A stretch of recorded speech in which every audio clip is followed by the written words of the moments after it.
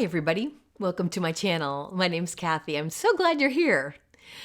Today, we're going to talk more about the rewiring of the brain in order to further our healing.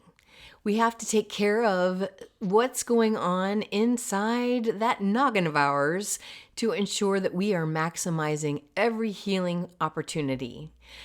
I did a part 1 of rewiring the brain, and you can look at that. I'll include the link for that in the notes below. But we discussed the importance of identity, how the most important force that we have dictating our habits, our actions, all of that good stuff, is the fact that we are trying to align with who we perceive ourselves to be. So all of our actions are really in support of that definition. Sometimes we have to tweak it. Sometimes we need to realize that it's not a productive identity, especially when we, in light of the healing that we want to do. When we prioritize our healing as the number one thing we want to accomplish, especially when we have chronic symptoms, neurological symptoms, Spasmodic Dysphonia, Lyme disease, anything along those lines. We want to definitely prioritize our healing because our quality of life is greatly affected by those things. So, in order to begin prioritizing and aligning our actions with some more elevated identities and beliefs, we need to start becoming aware of the old ones that are not productive. And today, I also want to talk to you a little bit more about our energetic frequency that we're vibrating on. Every day, we basically vacillate from a certain range. So we have a basement of the low points that we are kind of accustomed to visiting emotionally and energetically. And then we have a ceiling. And so usually the day's travels go between the ceiling and the basement, and then the ceiling and the basement, depending upon what kind of day it is, what's going on in your life, what's triggering you. That's the bottom line. We all are encountering stimulus every day, all coming at us. And our brain has to decide which of the stimulus it's going to pay attention to. That's our reticular activating system. The RAS is the filter of the brain that basically tells us what to pay attention to and what to let go of. So oftentimes the RAS is dictated by the identities and by the beliefs. So that's a trickle-down effect. And as we are moving through our day, when we encounter something that kind of agitates us for whatever reason, I call it just getting the crunchy feelings. Sometimes when we notice that we're starting to feel a little bit angry, sad, whatever the low vibe energy and emotion that you are feeling at any given moment, then I call those the crunchy feelings that drag you down to your basement. So what we want to do is we want to start learning to maybe not get dragged to the basement. Maybe on our energetic little ride for the day, we stay closer to our ceiling all day because we're learning to manage those triggers. So anytime we encounter something, could be a thought, could be a person, could be a situation, and you know what I'm saying. It could be basically anything. When we encounter something that obviously starts to plummet our energy and our emotions, we want to be aware of why is it doing that. This trigger is pushing up against a belief, maybe triggering a belief that is not a very productive and elevated belief, or perhaps that identity that we are holding for ourselves that we don't want it to be how we see ourselves, but sometimes it just creeps back in over and over again. When we are feeling those low emotions, that keeps our healing from being the optimal like progress for the day. So we want to get into the habit and start practicing ways to make sure that we are not getting triggered all the time, left and right. Sometimes when our nervous systems are overactive, they're not functioning properly. When we have neurological disorders, then for sure our nervous systems are not functioning properly. So sometimes it can just set us into a fight or flight kind of thing, a thought loop and a fear loop and an adrenaline dump. And so we need to sort of be able to learn to identify those things that are setting us off like that and then intervene so that they no longer have the impact on us that they once did. When we can identify those triggers and then start to dissect them, we can possibly disarm them and make them less potent as something that can potentially disrupt our emotional state. What we got to do, though, first, before we start doing that dissecting, is we have to change our state to begin with so that we're not stuck in that perpetual fear loop or negative energy.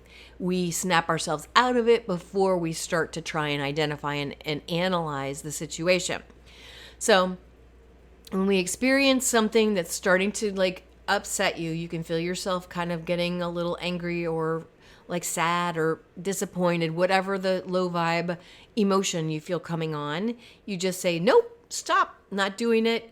You change your physical state of where you are. You go to a different room, you stand up, you move your body, you step outside, you take a walk. There's like countless things. You listen to a song that uplifts you. You look in the mirror and make some funny monkey faces. And believe it or not, there's actually studies that say that you change your brain chemistry when you do that. And so it's, little things like that. I know it's silly. My go-to one is to just stand up and shake my ass, which is ridiculous, I know. But you know what? When you do it and you're like, okay, I'm shaking my booty, who cares? And you feel ridiculous and you just you have to laugh at yourself. I know it sounds silly. But literally, these little things that you can do for yourself in the moment is the first line of defense to taking that roller coaster ride down to the basement.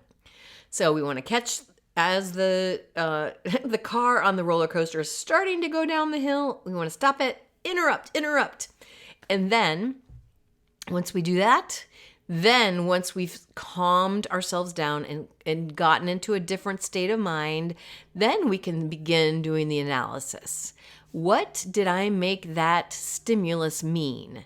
Did I make it mean something about myself? Was it some sort of a reflection of how I'm less than or how I'm unworthy or how I am not the beautiful creature of God that we all are?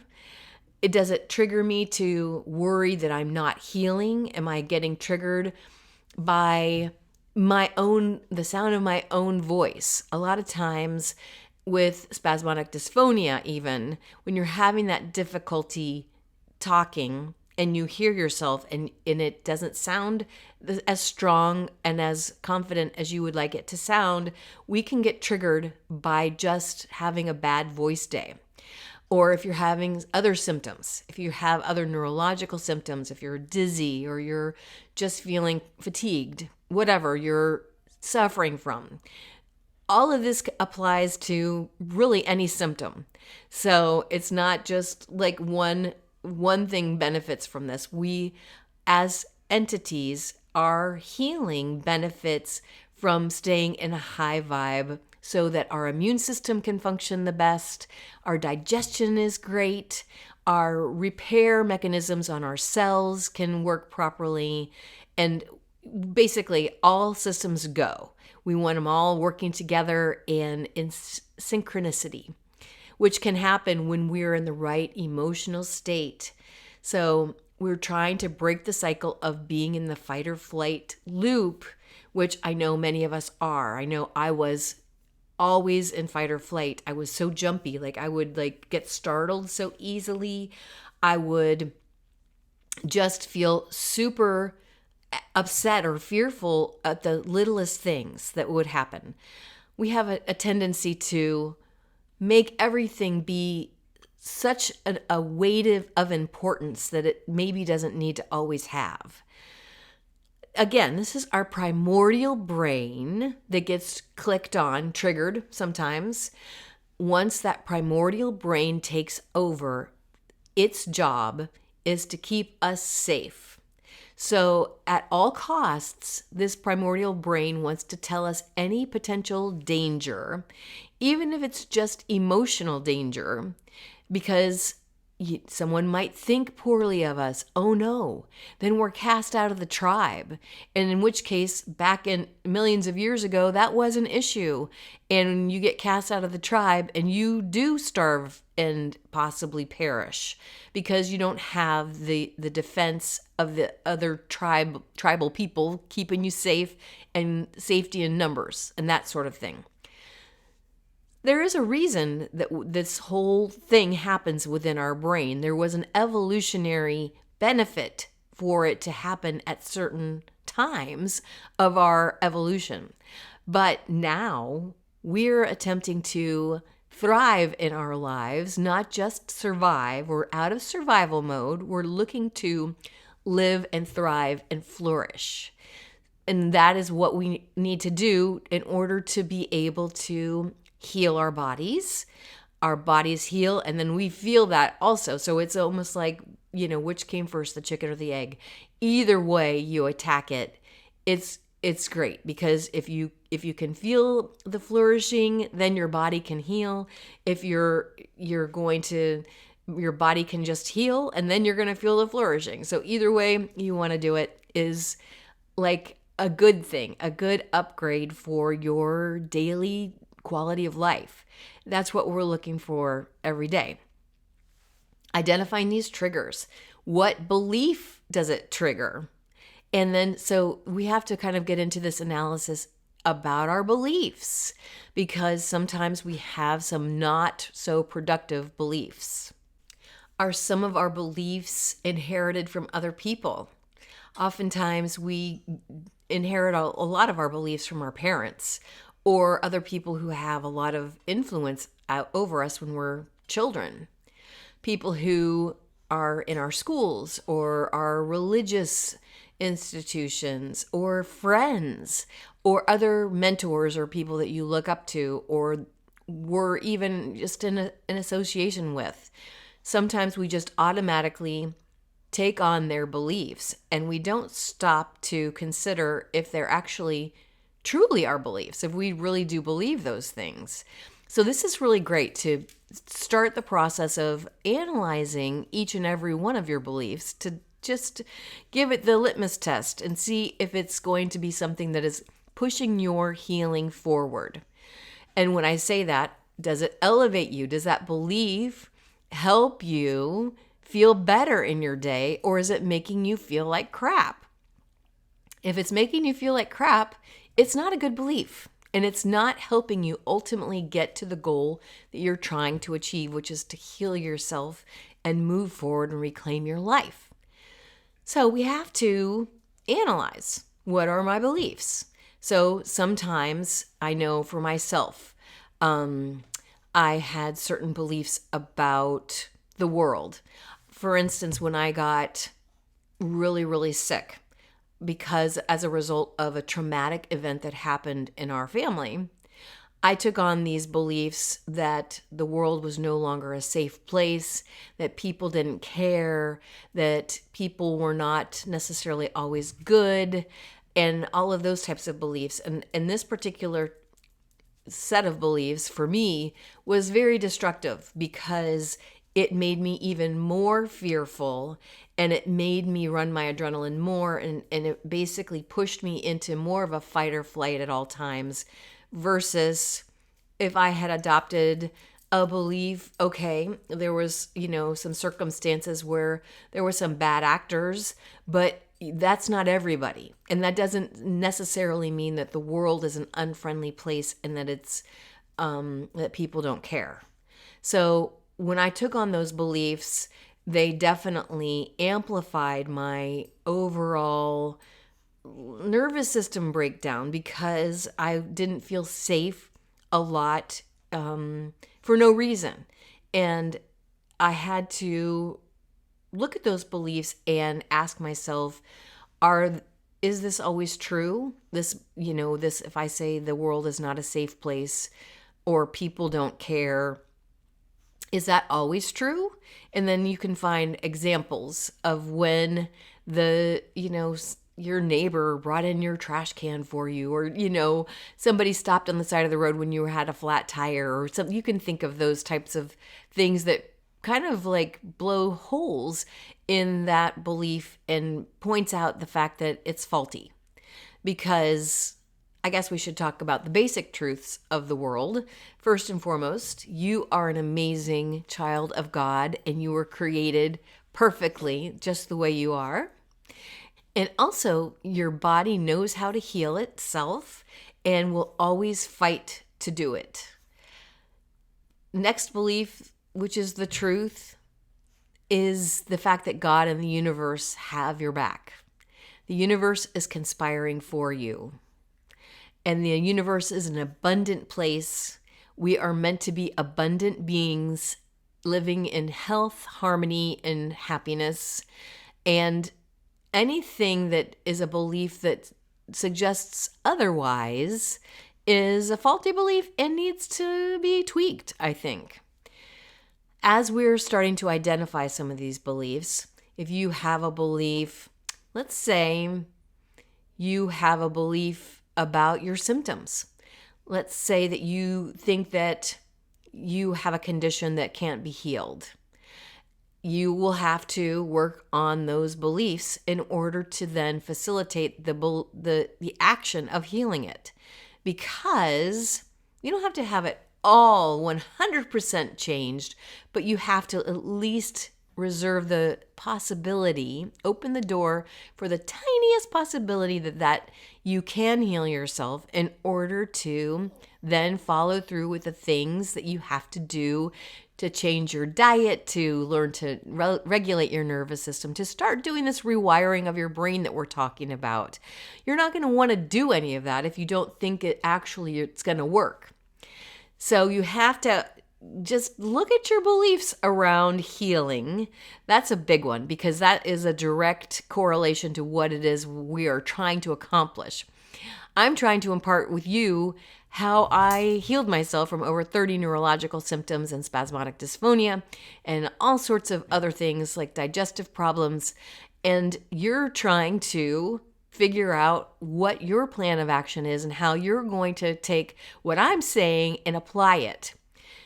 So in the process of doing that, we need to just work on those beliefs. We talked about in the other video about amending your identities and making sure that you are in alignment with being a perfect creation of God, worthy of love no matter what. So now we need to have beliefs that are also equally powerful and actionable, because we want beliefs that are going to keep us in an emotionally high state. We want to be able to stay in our high vibe and feel good about ourselves and feel hopeful for the future. We all have a set of lenses that we look at life through. You hear people talk about rose-colored glasses and how they always see the good and the optimism in any situation. Well, there's some truth to that. That's an old cliche, but there's a reason for that, because you're putting your rose-colored glasses on and you see the world maybe better than it is. Well, you don't necessarily have to put your rose-colored glasses on and see the world better than it is, but you can't keep the lenses on that's seeing it worse than it is. So we just need to see it as it is, if possible. What I like to do is put my God goggles on. I like to put the set of lenses on and pretend that I am God looking down on the situation. We can see the situation more objectively. We can not get wrapped into the drama of it all. And we can just identify something a course of events that happened without the drama and the emotions and the coloring that we often bring to it by coloring with our past things that have happened to us and projecting that the past is going to dictate the future. Oftentimes, we are in the habit of defaulting to that assumption. That, again, is our primordial brain trying to keep us safe and giving us the warnings of the past because of something bad that happened previously and warning us of what could happen again in the future.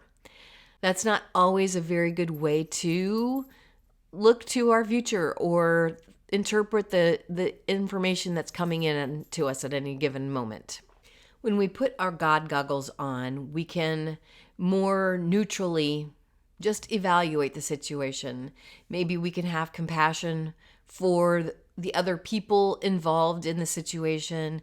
Maybe recognize that hurt people instead of making it mean something else that about ourselves.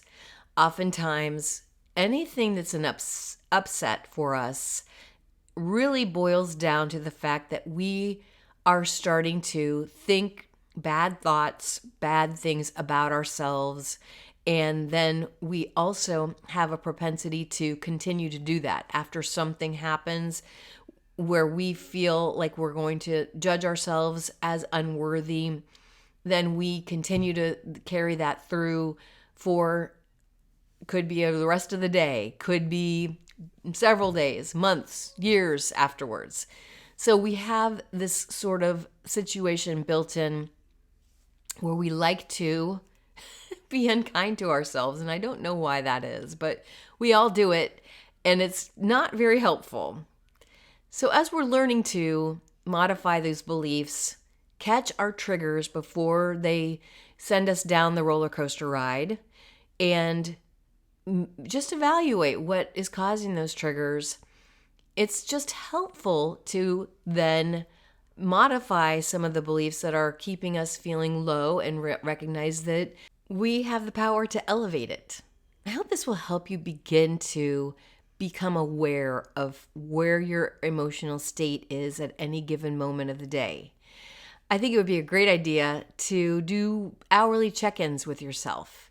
Just every hour or so, you can set an alarm on your phone, or just say to yourself, okay, when I see it's a new hour, I'm going to just take a moment and ask myself, how am I feeling right now? Did my energy plummet, or is it still in a pretty high vibe? If it plummeted, then we have to kind of start doing some digging, because it might have plummeted and you might not have even noticed it at the time. And so you didn't do the pattern interrupt and you didn't do the analysis. So we have to go back and maybe do that after the fact. If you notice you're still in a low vibe, you're like, I'm not staying there. I'm going to snap myself out. I'm going to go take a little walk. I'm going to do some light exercise and then see where my vibe is feeling after that, and then start doing the analysis. And, oh yeah, that person called me and they told me that news that made me feel like so-and-so didn't like me, or I didn't get invited to the luncheon, or whatever that we get set off by. Again, our primordial brain kicking in, saying, oh my gosh, you're going to get kicked out of the tribe and you're going to die and starve to death. And so we just have to become aware of when we're going down that path, and learn to just take it with a grain of salt and look at it through fresh eyes with our new lenses. I hope this helps. I would love for you guys to give some of this a try. Leave me a comment if you want to try it, or you need some help, you need some guidance as to where to begin. If this all seems a little overwhelming, I know it's a lot of new concepts you might not be used to doing. And so this is part of the process of becoming the new version of you that is going to heal yourself. The thinking and the behaviors that got yourself into the chronic illness situation is not going to be the same thinking and behaviors that's going to get you out of it. So as we're evolving, we're learning to rewire our brain and learning to become slightly more resilient to the things around us. We're going to learn to be a little bit more steadfast in who we are and maintaining our energy regardless of what else is going on around us. I hope you'll check out that other video, part 1 of Rewiring Your Brain. And I hope you'll please, if you can think to like and subscribe, that will help my channel to grow. And I so appreciate you being here. Remember, we're work in progress, and we're trying to make a 1% change every day to eventually get on a completely new trajectory. I love you guys. Thank you so much for tuning in. I will see you next time.